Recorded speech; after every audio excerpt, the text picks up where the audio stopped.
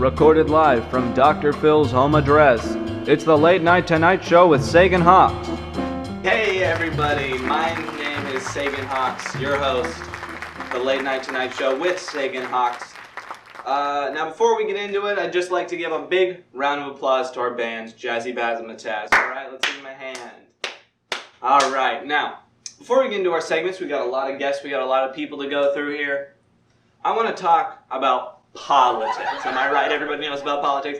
I want to talk about the president, right?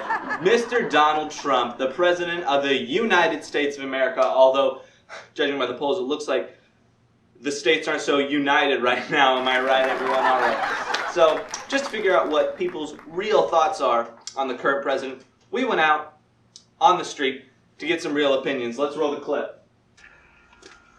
Excuse me. Okay. Really dodging the questions these days. No one really wants to, answer. Hold on. We got some people over here. Hey. Excuse me. Would you mind giving your thoughts on the current president? Excuse me. What are your thoughts? They're really dodgy. Looks like not a lot of people, want to voice their real opinions out there. Maybe a lot of centrists. Opinion on the current sitting president? What's your opinion on Donald J. Trump? Would you mind giving me your just a quick? Looks like not a lot of people are ready to give their real opinions. Camera's focusing. Looks like not a lot of people are ready to give their real opinions out here on the street. It's like, the country's more divided than ever, but people don't seem to really want to talk about it. Excuse me. Hey kid, do you like fun? Yeah? Well then you'll love the most fun toy of all, Spin Slicer. Battle them against your friends in an arena. Gotcha now. Think again. Spin Slicer! This product is not safe for children, adults, or anyone. Please do not buy this product with flesh, bones, or any other easily dispersible material. This product should not be used within a 30-mile radius of civilization. This product is not and never will be approved by any government or jurisdiction. I am being held here against my will. They are threatening me with spin slices if I do not read this fast enough. Welcome back to the Late Night Tonight Show with Sagan HAWKES. I want to welcome our first guest of the show, Billy Beluga.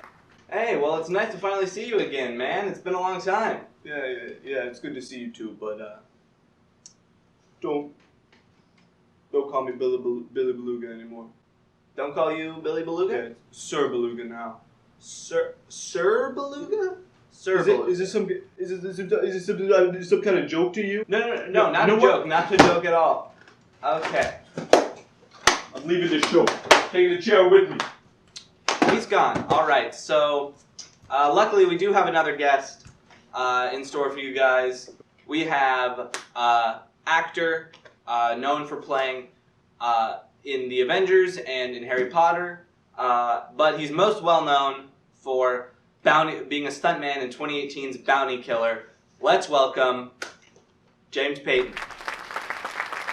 Hey James, so good to see you again, my good friend. So, how is it that you became a part of two of the most successful franchises of all time, Avengers and Harry Potter? How did I get my parts in Harry Potter and Captain America? Well, Harry Potter was an interesting one. Interesting. They called me and said David Yates would like to see you for Frank Longbottom in Harry Potter. And Fantastic. I said, that's very kind, but I'm busy. Amazing. And they said, what? I said, I'm busy. Interesting. They phoned back the following day Fascinating. and said, I don't think you understand. David wants to see you for a screen test, and only you for the part of Frank Longbottom. Really? I had my screen test and it seemed to work. Captain America, where I played Adolf Hitler. I'd worked with Joe Johnson on the film The Wolfman a couple of years prior. When they came to shoot Captain America here in London, he wanted as many of the same crew along. They gave me a call. Would you like to join in, James? They said I would, I replied. They said to me, would you like to audition for something, James? To which I replied, yes, please. Allow me to chew your arm off. That wasn't necessary. It was a one-line part, and put me on camera, and I did my thing, and Joe saw the tape, and they said, great, yes, James can do that. Really? So then what happened is I had a haircut. Fascinating. I was shaved down just to a moustache. Uh-huh. I went for a show and tell, where you show the director, the look of the character. Fantastic. I came onto set and all of the cast and crew started laughing, saying, "Ha ha, James, you look like a Nazi." Amazing. In fact, you look a bit like Adolf Hitler. Interesting. They decided perhaps Adolf Hitler would be more fitting, given our similarities, Whoa. at least in look, certainly not in action. Interesting. For me, it's been fortune. I've been a very, very lucky boy. But what I've noticed is the harder I work, Whoa. the luckier I become. Thank you, James. Let's cut to a commercial break and we'll be right back with another guest and a few more segments. Hey, Twitter world, it's me, yours truly. Welcome back.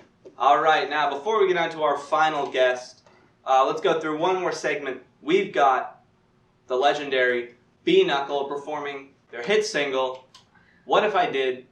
Just kidding, unless. Let's take it away.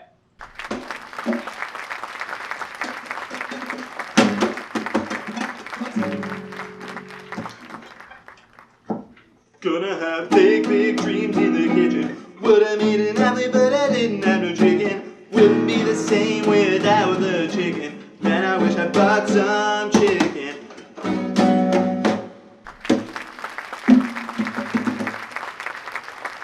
Wow, that's amazing. Oh my god. Alright, so our next guest just released his second comedy special on Netflix called Oopsie Poopsie, I Made a Doopsie. Let's welcome Carl Gaff. Alright, Carl, we've never met, but I really enjoyed your Netflix special a lot. I really enjoyed it a lot. Got any peanut shells?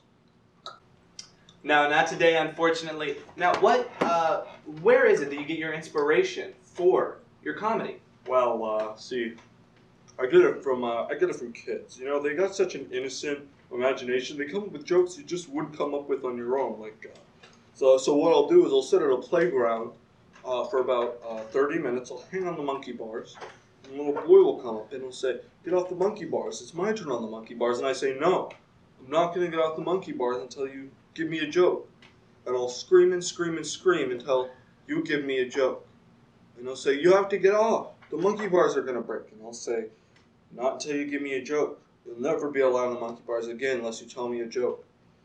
And then he tells me a joke, and then I get off the monkey bars, and I go to my car. I reach in my glove compartment, and I write the joke down, and I use Denny's napkin that I got on a road trip 4 years ago. And that's how I come up with my jokes. Wow, that is amazing. Thank you, everybody, for showing up. Hope you had a great night, and I'll see you tonight. I just wanted to give a sincere thank you to James Payton. It was a cameo video, but he didn't have to make it as long and as well done, and he put a lot of effort into it, and it was a very nice video. So sorry that I made a goof out of it, but I did take what you said in the rest of the video to heart. I don't think you're ever going to see this, but you know.